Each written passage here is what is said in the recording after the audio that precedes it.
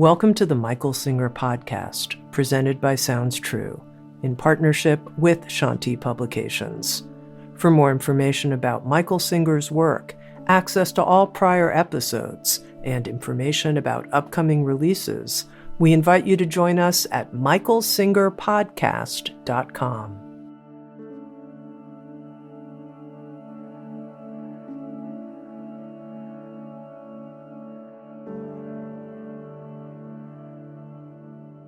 Jai Gurudev, Jai Masters. What you'll find if you commit yourself to spiritual growth is that it's all about and having nothing to do with ego. It's all about it, because until you get rid of it, there's no spirituality. Let's not talk about the word ego. Let's talk about lower self. That's something much easier to relate to that. What does that mean, lower self? It means that you're sitting inside. That's where you are. You're deep inside. Way. Someday you'll find out how deep. And you're noticing what it's like to be in there. You live inside. You don't live outside. You live inside. I told you once before, and I'm going to be very blunt, you don't even care what happens outside. You care about the effect the outside has on the inside. I guarantee you. You just watch. Oh, but my child's sick. Okay. There are a lot of children that are sick. Yeah, but this one's affecting me. There are lots of things going on all over the place, like lots and lots, right? And the only ones you care about, I'm sorry, I'm not picking on you, is the ones that affect you inside. In fact, if something's happening behind you, you don't know it, it doesn't affect you at all. If you turn around, okay? You live inside. Your consciousness is inside. And you don't go outside to experience the world. The world comes into you. I've discussed that with you. That's science, that's biology. Your eyes do not look outside. You are not looking outside. What is happening is light is reflecting off the objects, hitting your optical sensors, and sending messages up your optical nerves. And then it renders inside your mind. And I know it's very hard to conceive that you are looking at me inside your mind. Your mind has, just like when you're looking at a flat screen TV, you're not looking at the ball game in San Francisco. I mean, you are. No, you're not. I don't know. Okay? All I know is what is happening in San Francisco was picked up by a camera's eye and then broadcast to the internet, and then it rendered on your flat screen TV. You want to see what you're really looking at? And I'm going to talk about this. I want you to know this analogy. Get up real close to your flat screen TV. Ever do that? Guess what's there? Dots. Pixels. There's no ball game. There's no movie. There's nothing going on. Is there? But come back further and it averages it out and it looks like something. You are inside consciously looking at the rendering of what came in through light that came in, got broadcast back to your brain and then rendered in your mind. And I'm telling you right now, you are not looking at me. I know it's so hard. You are not looking at me. You're sitting inside looking at the TV screen of your mind and seeing me. And your mind is so brilliant that it gives 3D, it does all kinds of fun stuff, right? But understand that things are not the way you think you see them. So you're sitting inside, looking at what's going on inside. One thing that goes on inside is the rendering of the outside world. Well, it's not just the rendering of the outside world that goes on inside. You have these things called thoughts. They're not outside. They're inside. They are created inside. You can make any thought you want, can't you? It'd be bad enough if it was just the rendering of the outside, or good enough, who knows? The rendering of the outside world plus thoughts. Now just imagine, there's this world is coming in, and then there's these thoughts in there. And there are also these things called emotions. You know anything about those? I think you do. Where are they? Inside. They're not outside. They're inside. So you're sitting in here in the new book, Living Intended. I call it the three-ring circus. The outside world, the thoughts, and the emotions. And you're in there, the end user, experiencing this stuff. You know when you have an emotion, don't you? Oh my God, I got so hurt. Oh my God, I feel so much love. Who does? These are verbs. I feel so much love. Who feels the love? That's spirituality. When you know who feels the love and who recognizes that there are thoughts and who says, oh, my thoughts are so negative today. Who's the my? That's a possessive pronoun. Like people say, oh, my thoughts are bothering me today. Hey, I had this great thought. Who did? You're talking as though you know what you're talking about. Why? Because that's where you are. You're inside, recognizing that you're inside, but you don't recognize that you recognize that you recognize that you're inside. Because you get lost in the objects of consciousness instead of sitting in the seat of consciousness. That's the only difference. The enlightened master is experiencing the same thing you are, except that they know they're experiencing it and you're lost in it. Have an emotion. How are you doing? I'm doing terrible. No, you're noticing an emotion. There's a cloud passing by. How are you doing? Oh, I'm fine. There's a cloud passing by. You're having an emotion of fear, anxiety, self-consciousness, embarrassment. How are you doing? Terrible. No, you're not. You're doing exactly the same as the cloud passing by. You're noticing that there is something going on inside of you that is colored, is white, is blue, is black, is whatever it is. But you get lost in it. You get pulled into the emotion out of the seat of consciousness. And not just the emotions, you have thoughts going on in there. It's hard to talk about. A fish doesn't know they're in water because they've never been out of water. You don't know how lost you are in your thoughts because you've never been out of your thoughts. Like you say something like, God, my thoughts are really bothering me today. Your thoughts are always bothering you. You just don't know what it's like to not have thoughts. Go deep in meditation, all right? And come back and say, oh my God, there were no thoughts. It was so peaceful. It was so beautiful. I wish I could stay there. I want to ask you a question. If there were no thoughts, how do you know there were no thoughts? You didn't think, oh, there's no thoughts. Those are thoughts. So you exist outside your thoughts, but not very often.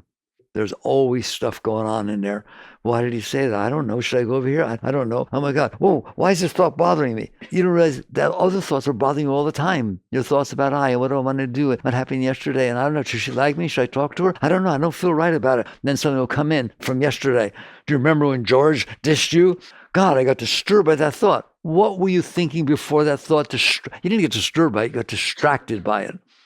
What does it mean to get distracted? You were doing something before that happened. What were you doing? Thoughts. You were doing mind. You're always doing mind. Most people don't understand that. They're so lost in that constant conversation that they get distracted from it, but they don't pay attention. What did you get distracted from? You get distracted from the ego. You get distracted from this constant me, I, me, mine, I. What do I want? Where should I go? And I don't know what to do. And I'm not doing well because I'm not sure what I should do. All right? And so he asked me the other day, what if my mind says, you really should do this? And then it says, no, don't do that. What should I do? I can remember when I woke up enough to have the following realization. If it says, oh, I want to do this. No, you shouldn't. Then it doesn't know what it's talking about. If you're sitting there, go to a financial advisor. Here we go. Go to a financial advisor. What should I invest in? Buy IBM. No. Don't buy IBM. Buy Apple. No. Don't buy Apple. Buy NVIDIA on its way down or up. I don't know. Leave. It is obvious that person does not know what they're talking about. Your mind is doing it all the time. Should I do this? Well, maybe it will be like this. No, it probably won't. Maybe I should. In other words, it doesn't know the answer. When you have indecision, what is that telling you? That you went to something that doesn't know the answer. But what do? You keep going there. You keep wanting it to know the answer. I think its initial indecision lets you know. Let's get straight. Here, be strict with your mind. We're going to talk about this, but there's an introduction. Be strict with your mind as follows. Oh, mind, should I get married? I don't know. It'd be really nice. You really love him or her and so on. Yeah, but you want to go travel around Europe and do different things. I don't know. Okay, mind, shh. If you don't know, I appreciate that. Shut up. Obviously, I can't get my answer there. Well, if I think about it enough, what, are you kidding me? You either know or you don't know, something like that. And you don't. You just keep thinking about it. Oh, and it bothers you and you worry and you do this and you do that. I told my mind a long time ago, I don't mind if you don't know. If you don't know, you don't know. Just tell me you don't know. I don't know. Okay, fine. We'll get some more information. We'll wait a little bit. It's not indecision. It's wisdom. Okay, so what is lower self? You're in there. You've left. You've seen it. You're in there, aren't you? Do you ever wish you weren't in there? Have you ever had the need to distract yourself from yourself? Distraction from yourself. You have a word for it, entertainment. I need a vacation. From what? From a job? No, from me. Well, don't worry, you take yourself with you. So you're in there and you notice what's going on in there. You just don't notice that you notice. You just bury yourself in it, trying to find an answer to the mess that you have inside. Okay. So inside, you receive the senses, gets pictured there. You have thoughts and you have emotions. Those patterns are habit. Every one of you see things differently. Even you see the physical world differently. It doesn't just come in and render in your mind. As it comes in, your thoughts and emotions say, I like it, I don't like it. How would you like watching TV that way? See, at least when you're watching TV, hopefully, it's you watching the TV. What if in between you watching the TV, there's something saying, oh, I don't like that. I wish I didn't do that. Oh my God, I really, come back. I want to see that again. That's what's going on inside of your mind. It renders, it comes in, and it doesn't make it back to you. It has to pass through your thoughts and emotions. I'm talking about the real world now, not the TV. It passes through your thoughts and emotions, and your thoughts and emotions judge it, and they say things about it. Oh, this reminds me when so-and-so did that. Imagine watching a movie that way. Something happens, and all of a sudden this voice, oh, that reminds me when Julia Roberts did that and such and such. And guess what? That's what's going on inside your mind when you try to watch TV. And that's what's going on inside your mind when you're trying to experience the world. So very few people experience reality. They experience reality colored by their thoughts and emotions as it comes in, all right? And then they store it. So I'm describing lower self to you, all right? They store it that way. I called out to Sally, and she didn't even turn around. I don't think she likes me very much. You've just stored that Sally doesn't like you. Sally has earbuds in. She likes you tremendously. Or she likes you so much. He likes you, your girl that likes the guy. He likes you so much that he's embarrassed to even look at you. So he turned his head away when you walk by. Oh my God, I thought he liked me. He didn't even look at me. That's what you stored. And you've done it your whole life with everything. So you've stored these absurd patterns that have nothing to do with reality. They have to do with what your past got patterned, judging the pattern that's happening now. Can you imagine how mixed up that's going to be? Why do you do all that in there? Why is there all that? It's not hard to understand, because you in there, who happen to be a very, very high being, but you lost yourself by looking away from yourself. You looked away. You looked at something outside your inner self. You looked outside and you got lost. And it's not comfortable being lost. No one likes being lost. Be like having amnesia, getting hit over the head. I don't remember who I am. I don't know where to go. I don't have a family. I don't know my name. I don't know anything. You panic. So you in there, the self, you all think the self is such a wonderful, beautiful word. The self is God. It is. That's God in there. That's literally the creator of the universe is who's looking at your thoughts. The creator of the entire universe, God himself, itself, herself, call it whatever you want, that which has always been and will always be, is exactly what is looking at your emotions. But my emotion, my heart is hurt. That's who's looking at it. So what happened? I thought God's filled with love and joy and Satchidananda, eternal conscious ecstasy. Yep, that's what's in there. That's what's looking at your thoughts. But leaving the seat of self, leaving the experience of self to pay attention to the junk that's going on inside your thoughts and your emotions. And you don't know how not to. You're drawn into it.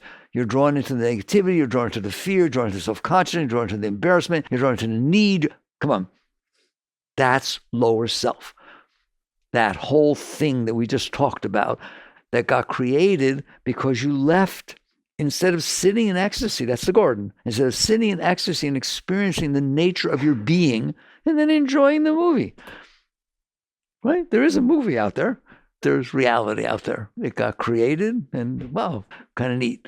But if you lose yourself by staring at it so much that you forget that you're in there, you forget that you're the one who's looking. That's witness consciousness. You forget you're the one who's looking and you're absorbed in what you're looking at. That is literally the fall from the garden. That is what happened to Adam and Eve. They started to identify themselves as separate from who they were. They ate of the tree of self-knowledge. Now I know myself as separate from myself. In fact, I don't know myself because I separated from myself. What happens is panic. All the great ones, Master taught that the soul, that's a word for the consciousness that's looking at the human, okay? It panics. And you inside, maybe you've noticed at some points in your life, are panicked in there. And you will do every single thing you can to not drown. Grabbing, clinging, lying, stealing, taking, manipulating. How do I know that? Watch. You're in love with somebody and they told you, I can't handle you anymore. I'm going to leave you. Ready? Here's what comes up. No, don't leave me. How do you want me to be? I'll be any way you want me to be. Oh, that's really funny. In other words, I'm not who I said I was. Just tell me who you want me to be and I'll be that. You do that. Do you understand that? Because you're panicked in there. You grabbed onto something. It made you feel better inside because he or she is there, or because this is there, or the job is there, or the money's there, or the car is there, or people respect you. There's things you pulled in that you held on to inside. You didn't pull them in. They came in and they supported you. This person all of a sudden tells you, I will love you every day of my life forever. I'll never, ever turn from you. You've never had a better friend in your entire life. And you didn't believe it at first. You don't believe anything, all right? But little by little, you start to trust. What's that word trust mean? I'm really being bad today. You like trusting, don't you? You know what trust means to people? That the other person will behave the way you expect them to. That's what trust means. And we make it a holy word. That's not holy. That means I'm not okay in here. And when you're around, I'm doing better in here. And I trust that you will always do what makes me feel better. I trusted you. And what happens, by the way, they did not break that trust. Okay? The only real trust you can have with another human being is I trust you will be who you are.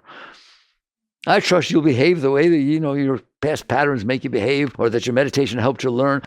I trust that you will be you, and just please try to do a good job of it, all right? Not I trust that you will be me. And that's what you mean when you say I trust you. And what happens if they don't meet, I don't say break, but don't meet your expectation of trust? You get destroyed. Have you ever been destroyed? I've said it once before. Has it ever broken apart in there that I don't even know who I am, I don't know where I'm going, I don't know what to do? It can do that, can it? Why? Because it's not real what you've done. You in there, who happen to be in a state of ecstasy, but we'll get there at the end, are looking at something that isn't in a state of ecstasy, something that got lost and it panicked. And then as things came in, blankie, mommy, daddy, boyfriend, girlfriend, child, all these different things that passed before you, you grabbed some of them, didn't you? This one made me feel better. I felt less panicked, less scared when I owned this property myself. When people went, ooh, because what I was wearing, and I got my hair just right, and I don't have any pimples on my face, and so on.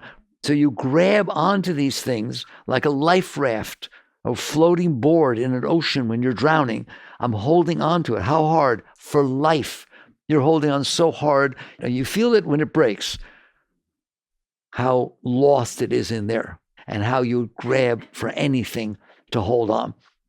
Then you build your self-concept. You build this ego. You build this fake thing inside. That's why you can say, tell me how you want me to be, and I'll be that way. In other words, I don't care what I built before. I need you to be here, because otherwise it's going to break. It's not going to be good. Understand that's what we're all doing, isn't it? Because we're not okay. Why are we not okay? Because we left the seat of self. Because we're staring down at something that's temporal. It just keeps changing, doesn't it? Right? It just keeps changing. We don't want it to keep changing. I want to hold on to it. I want to build something solid. I want to believe. What is a belief? A belief is not a holy thing. I'm going to be in big trouble with this talk, right? A belief is not a holy thing. A belief is a thought that you decided to hold on in your mind, and it created stability for you. I believe this, this, and this, and this. Well, what if it's not? It is. But what if people don't agree with you? Then I don't hang out with them. I stay with people who believe what I believe. It's very important. Your beliefs are very important. Not to an enlightened being. The beliefs, they're just thoughts that can come and go. They're kind of fluid, but you don't let them be. You're told not to let them be. The beliefs are something you are to hold on to for dear life. Why? Beliefs can create structure for you. Yes, they can. Everything I tell you is true. If you hold on to that thing, you can believe in it deeply, then hang out with people who believe. You have to hang out with people who believe what you believe. Otherwise, it's hard to believe it if you're around a bunch of people. I believe you're the finest person I ever met. I watched you. I believe it to the bottom of my being. Everyone I meet says you're a mass murderer, and they show newspaper articles too. No, that's fake news. I believe what I believe. You can believe anything you want. He's an alien. I can tell. Nowadays, that's not even weird for people to do that. That's standard operating procedure, SOP, man. Just make something up and get a bunch of people to believe it. So basically, a belief is a thought. A belief is a thought, is it not? It's a thought that you cling to. Who does? The one that needs to cling, the one that's lost, the one that needs to have some solidity. And you're building your solidity on a belief. It's really funny. Christ didn't teach that. Christ said, don't build your house on sand. What is a thought? Sand. It comes and goes. You change it anytime you want. Ever change your mind? Have you ever changed your mind? Well, then it's shifting sand. Okay? But we have beliefs. Why? Because we need to. Why? Because we're lost. And it's scary. And we don't have solidity. So you're trying to build false solidity. And it's false solidity. Why? Because you're building it. It's not naturally there. You're making it up in your mind. And it can change. So it's not so solid. So you hold on to it. Then you hold on to different things. And by the time you're done, you've built the structure inside yourself. Psychology calls it ego. Freud called it id, superego, ego. It's a psychological model that you built inside that you say, this is who I am, so everybody else is. This is how things should be. This is the political thing you should be thinking about. This is the right. This is wrong. And it's funny, everybody defines right and wrong differently. Nowadays, not just foreign countries or different beliefs, same tradition, same everything. And there they are on opposite sides of the aisle, and they absolutely believe the other person's crazy. Okay? So you're inside and you're clinging and you built this model over the course of your life, and you did. Do you realize you did that? Do you realize that your thoughts are nothing? Your hopes, your dreams, your concepts, your views, your likes, your dislikes are learned patterns that you picked up by clinging to things as you passed through your life. You dated somebody whose name was George. He was a schnook, and he hurt you in high school. Everyone gets hurt in high school. If you hear the word George, your heart closes. 30 years later, you're just picking up these patterns that you clung to of like and dislike, want and not want, based upon the experiences you had in the past. I always tell you, and I just wait till someday I see that you get it. At any moment you're having an experience, how many experiences are you missing? How many experiences are you not having that are going on all over the place at the same time you're having that one experience? There's not a number big enough. 100 billion zillion things are going on everywhere that you're not experiencing. And you're experiencing one of them. Well, I studied statistics. I took advanced statistics in college a long time ago. I liked it. If you told a statistician, I had one piece of data out of the 700 billion that exist, each moment I'm picking up one more, and each moment there's 700 billion I'm missing. How important is that? There's a word for that. I remember it. It's called statistically insignificant. You built your model based on that. You built your model of what you like and what you don't like and who you like and what you believe and what your beliefs are, what your hopes and your dreams and all of that stuff you built based on that one experience that you had each moment of your life. And you've missed everything else. So if you look to the left, you're different. If you look to the right, you're different. Looked up, you're different. All right, I want to know, do you get it? That's a hard thing to get. And what you say when you're telling somebody, no, you don't understand. This is not something I'm making up. I had this experience. And you think because you had that one experience out of 700 trillion things that were going on at that moment, that means you know something? Well, there's a piece of data for you. And I'm telling you, you really do. You really believe that, don't you? Because you had the experience, you think you know something. So if you didn't have that experience, you had a different one, you're a totally different person, that is your lower self. That model that you built in there based on the sum of your learned experience. Psychology says man is the sum of his learned experiences. Your psyche, the model you built inside, your self-concept, is the sum of your learned experiences. You're the one in there building anything. You're the one in there clinging and holding on, and you're in there, aren't you? So there's the difference. By the way, that's where spirituality and psychology, traditional psychology, differentiate. Spirituality has everything to do with psychology. Why? Because unless you stop staring at that thing, you're not going anywhere. As long as you think you are the sum of your learned experiences, have fun, because you won't. What will I do if I think I'm the sum of my learned experiences? You will notice that when things come in from outside, they can make you feel good and they can make you feel bad based on the sum of your learned experiences. What turns her on freaks her out. What turned you on yesterday freaks you out today. You had one more experience. You read one book, watched one movie, met one person. Believe it or not, this is a spiritual discussion. So if you think you are your psyche, and people do, they're staring so much at that thing and so caught in it and so clinging to it and so on. I know I'm psychic. I know what you're going to do with your life. You're going to try and make the moments unfolding in front of you match the sum of your learned experiences. You ain't dating George. That's what you're going to do. You can say, this is me. This is how I am. I've always been, oh, that's so proud. This is how I am. I've always been that way since I'm little. What happened when you were little that made you be that way? I don't want to talk about it. And it's straight psychology. Psychology builds the psyche. It builds this model. And you're lost in that model, are you not? And you want to argue with people that your model's right. That's ridiculous. Your model is so tenuous. I told you, learn one more thing and your model changed. You see what we're doing? So what you're doing is you built this model based upon the past experiences that you clung to. A lot of experience you had passed right through. There are people who could be driving down the road, sitting shotgun, somebody's driving, and somebody runs a red light. And this guy runs their brakes, the car skids around, but they didn't hit anybody. Okay? And that happened when they were 10 or 12 years old. One person says, wow, that's exciting. Look how good driver my father was, right? I tell people about it. So the other person will never talk about it for the rest of their life. They don't like driving in cars. They're grabbing onto everything. They're scared to death. It depends on what you clung to. You didn't all cling to the same thing. You didn't have the same experiences. So therefore, what is going on inside of you is completely different. I'm going to make a statement to you. What is going on inside of you is completely different than what is going on inside of anybody else right now or ever that will ever live or ever did. Because nobody had the same experience that you did and nobody ever will. So if you're trying to find someone who's the same as you, don't bother. Do you understand that no one has ever had the experiences you've had? Come on, think for a moment. No one has ever had the experience you've had. You move through time and space that never repeats itself, and you're in a particular spot that nobody else is in. Even right now, you're all looking at me from different angles. You're hearing different things because you have different experiences. No one has had the same experiences you've had from the beginning of time, because the same things didn't happen again, and will never have them because everything changes all the time. You are unique.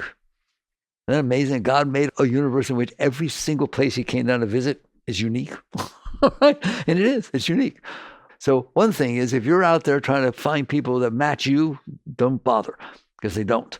So what you've done is you've had experiences. Fine, you're supposed to have experiences. That's why you're here. You're here to experience, to have experiences, to learn, to grow, and wow, to become a greater being. Every single experience you have makes you a greater being. What are bad ones? Who called them bad? I did. I got sick. I got cancer. I had to go through chemotherapy. And there was nurses and doctors and all that. How was that experience? Wow. I learned so much. It was unbelievable. I learned so much about my body. I learned about how medicine, and then all these people were caring for me. I saw these hospitals that cost hundreds of millions of dollars, and I didn't have any money, but I got to go and be in them, and so on. Wow, wow, wow. Or, oh my God, I made it through, but I don't know. I don't know if I'll be okay. And it was a terrible experience. I'll never be the same. I don't even want to breathe because maybe it'll give me cancer again. Which one you want to be?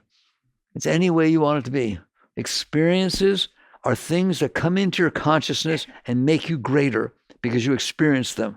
Let's say you never saw a snake in your life. You never saw a snake. You're not as great as somebody who's seen snakes. Why? Because you never had the experience of a snake. Let's say you dated somebody and then they dumped you. versus somebody who got married to the first person they dated and stayed married for their entire life. Who's better off? Every single experience makes you a greater being.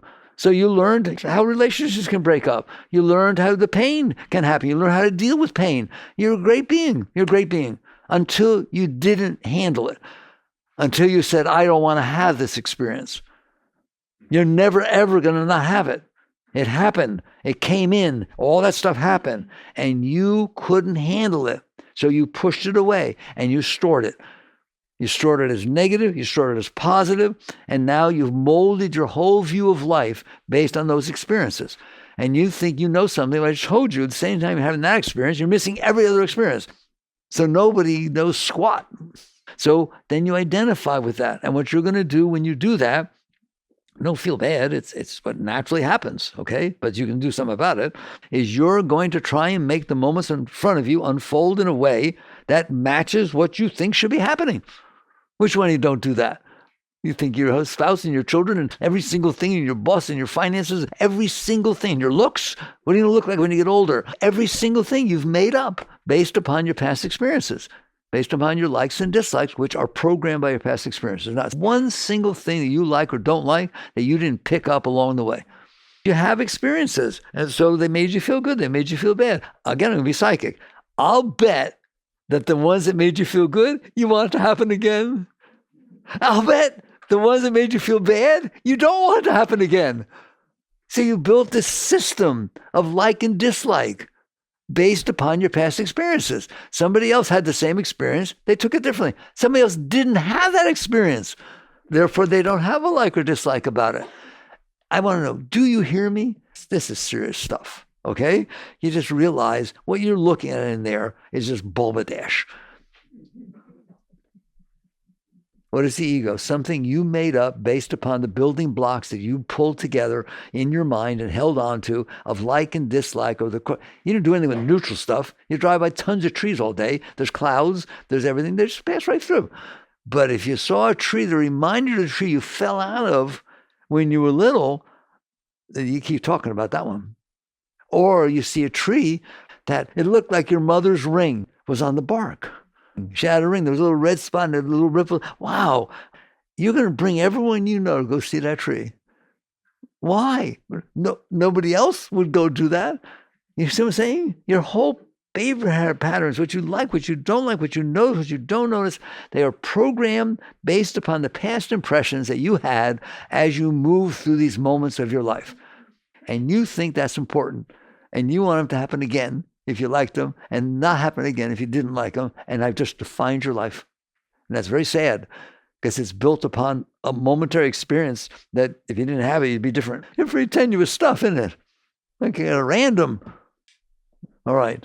Spirituality looks at that whole system, the whole psyche, and says, wow, that's pretty tenuous. That's pretty built house on sand type stuff. So I've just talked around the edge of this giant subject called lower self. That entire thing is your lower self. Oh no, lower self is the one who swears. No. It's way deeper than that. Lower self is you're in there, which happens to be higher self. You're in there, but you don't know you're in there. How do you not know you're in there? A light that shines on something illuminates what it's shining on. Its source did not go down there to what it's shining on. Its source remains here. But if it's the light of consciousness, then it's not just a dumb light. It's consciousness, awareness. So when it shines out away from its source, it identifies with what it fell on. Oh, look how beautiful I am. Oh, look how sick I am. Oh, look how broken I am. It's shining on something. And instead of saying, oh, light can shine on anything, it's identifying what it's shining on. It identifies itself with what it's shining on. You identify yourself as what you're looking at, as your self-concept, as this and the other thing. That's lower self. That which you're shining on, which consciousness is aware of. And people ask me, well, what if my thoughts are nice? No, that's really wonderful. I hope you have nice thoughts. You're not your nice thoughts. They're just nice thoughts. That's the light shining on something that looks good. You're still there. The light is still there. if what it's shining on changes color or it breaks, or if I take it away. Oh my God, what do I do if the light doesn't have an object to shine on? Well, I'm understanding it shines on for infinity.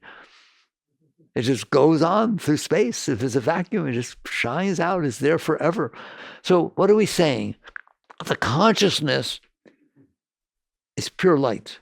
The consciousness, it has just so happened, you who's back there, who has gotten panicked by leaving the seat of self, by losing your sense of true being and passing that sense, that identification onto what you're looking at. That is the essence of spirituality. If you get that, do you get what I'm saying? Can't you identify with things? You do it all the time. Get off of my car. Wait a minute. It's a car. No, it's mine. Don't touch it. You've projected your sense of self onto an object. If somebody steals your car, people freak out. Somebody steals your husband, they really freak out.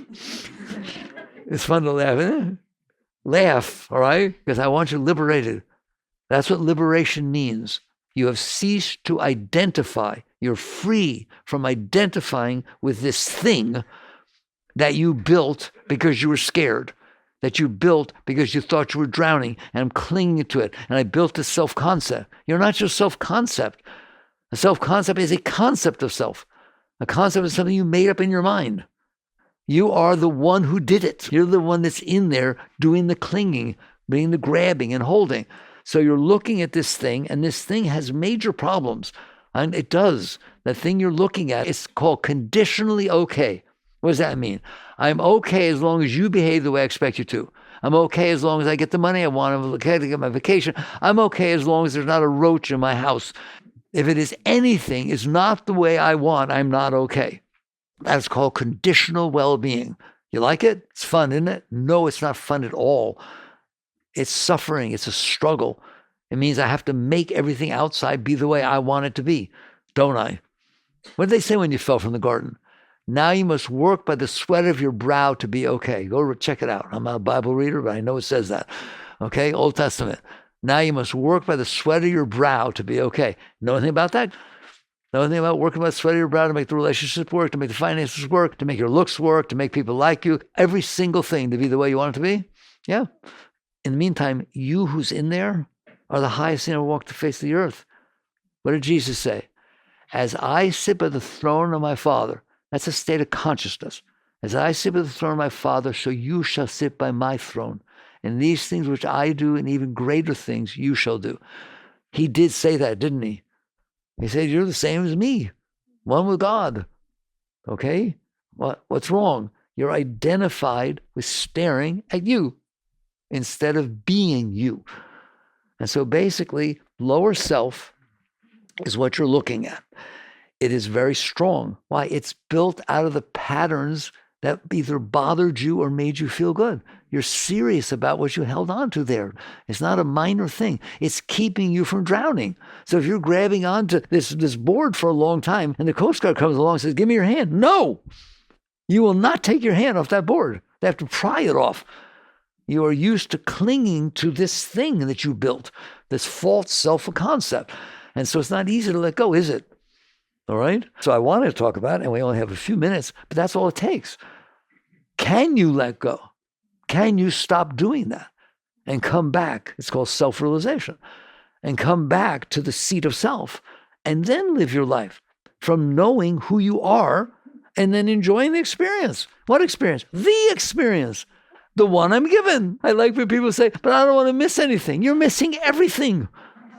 You're missing every single thing that's going on, absolutely every single place, all the time, every moment. You're only experiencing one thing. And so you stop being like that. And you sit there and say, I am the self. Soham, Aham Brahmasmi. I am Brahma. I am self. I am that I am. I am the I am. Call it whatever you want. Right? When Moses asked God, what's your name? Who should I tell the Pharaoh sent me to go let my people go? What did he say? I am that I am. I am that I am. That's the translation of the name he gave. I am that I am. I am that which is. That's who you are. You are that which is. You always were. You're in there. You've been in there. You've been in it. Were you in there yesterday? Were you in there last year? Yeah, but what you were looking at changed. But the same you is in there looking. The consciousness is your core of your being.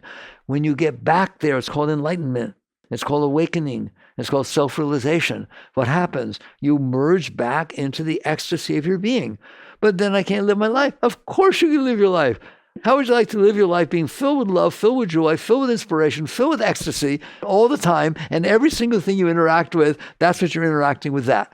You're just sitting here giving, nothing to take, nothing to need, just filled with love and joy and sharing it with the world. That's not so bad, okay? That's who you are. You're absolutely capable of that state. But you have to stop this lower self stuff. There's work to be done, but the work isn't what you think it is. As you sit and witness consciousness is not enlightenment. It's a step back to where you realize I'm in here noticing what's going on. Enlightenment is when you're not in there, you let go. The ray is not shining on the object. The ray returned to the source, merged back. That's when Christ said, my Father and I are one. That's the yogic state. So nirvikalpa samadhi. You've merged back. You can come back, but you merge back. So how does one do that? In a minute or two. You don't do it by beating up lower self. And you've been taught that. You think it takes all this discipline and all this, and you have to renounce everything. No wonder you don't want to do it. And no wonder you can't do it. It is not about renunciation. It is not about denial. It is not about beating anything up. It's like this. I've done this for 50 more years, all right? I've watched carefully, and at least what has worked for me, to whatever degree it is, all right? You have a child. He's misbehaving. He's throwing tantrums. He wants something in the store. He has his tendon. He's going through terrible twos. Crying, throwing tantrums, everything going on, right? Hit him. You go to jail. You should. That ain't going to solve anything, is it? What's that going to solve about that child's behavior? To spank him or hit him or do stuff like that. Okay? Get him what he wants. There's a smart thing. It works. He stops crying and screaming. Neither of those work, do they? What do you use? You have to be centered within yourself so you're not reacting because you're not okay. When you hit him, you're not okay. So you have to fight, right? When you get him what he wants, you're not okay. You're trying to change the behavior because you can't handle it. First, you have to handle it. You have to be okay that this is happening. Otherwise, you will not deal with it properly. That doesn't mean you have to let it happen, but you have to be okay that it is happening. All right, so now you've worked on yourself enough to where you're okay.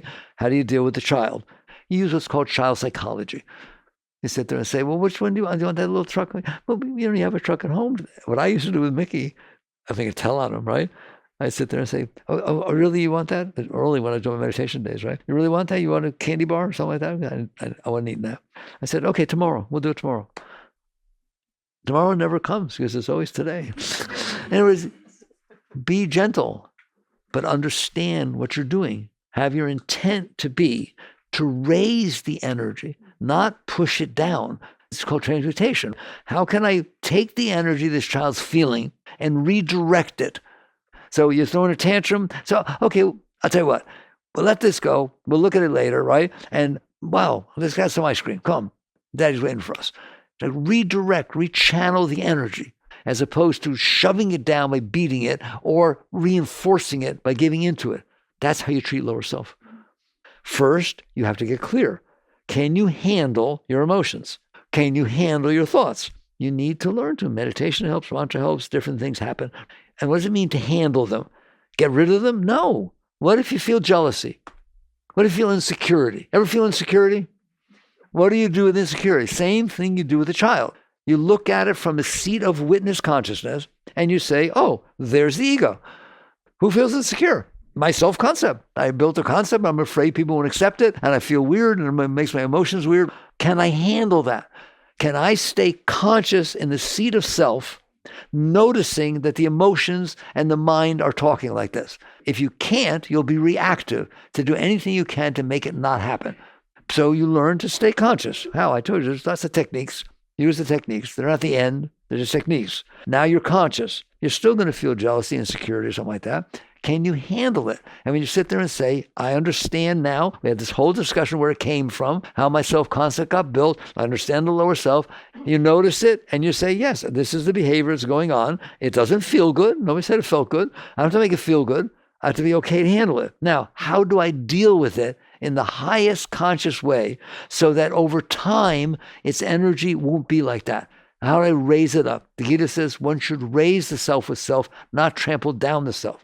For self, which can be self's friend, can be self's foe. It's talking about uppercase Atman and lowercase Atman. How does the higher self deal with the lower self? By raising it up, not beating it up, and not giving it what it wants. There's a place in between. It's called, I'm here, I'm conscious, I don't need to feel insecure. Like I said, I don't have time. I give you all the talks I give you lots of ways to raise it up. How can you be insecure? There are 8.5 billion people on the planet Earth. One of them didn't say hello. Put things in perspective. You're sitting on a little planet, spinning in the middle of nowhere. It's so tiny. 1.3 million Earths fit inside the sun. You've heard that number from me before, haven't you? If 1.3 million Earths fit inside the sun and you're standing on 0.00001% of that planet, what do you care what's going on? You want to feel insecure? You're sitting on a planet that if it blew up, just smithereens blew up in a very short period of time, a couple other planets would change their orbit and nothing else in the universe would know you ever existed.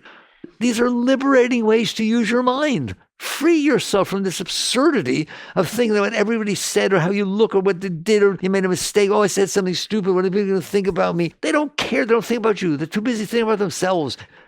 Let go. Just raise it up. Think in ways that raise yourself. All right. I've had a nice talk about lower self. You can every minute of every day of your life transmute these energies. You can raise yourself because you're having trouble every minute of your life, guarantee you. And you start working with yourself. And what happens is then the other stuff just falls off naturally. It's amazing that the kid will outgrow the truck. He'll forget he wanted it. He'll bring a child up, okay? But he won't if you spank him, and he won't if you give it to him.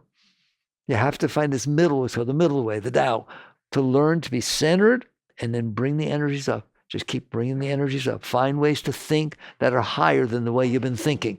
Find ways to raise stuff. If you have an emotional thing and something happens in a relationship, you aren't so used to working with trouble in a relationship and you start to get scared, you know what you should tell your mind? God, thank God this finally happened.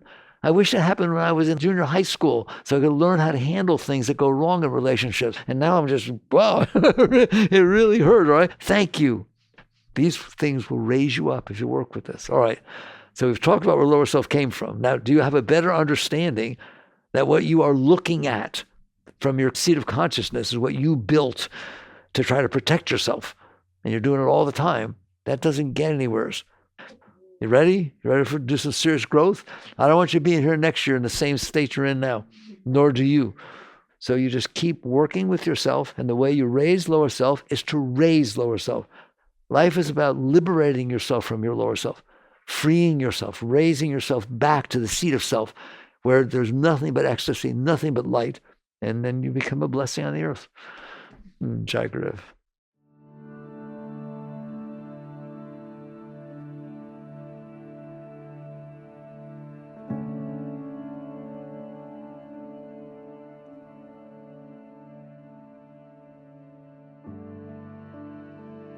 You've been listening to the Michael Singer Podcast, produced by Sounds True in partnership with Shanti Publications. For more information on Michael's body of work and all back episodes, please join us at michaelsingerpodcast.com. Thanks so much for listening. Sounds True, waking up the world.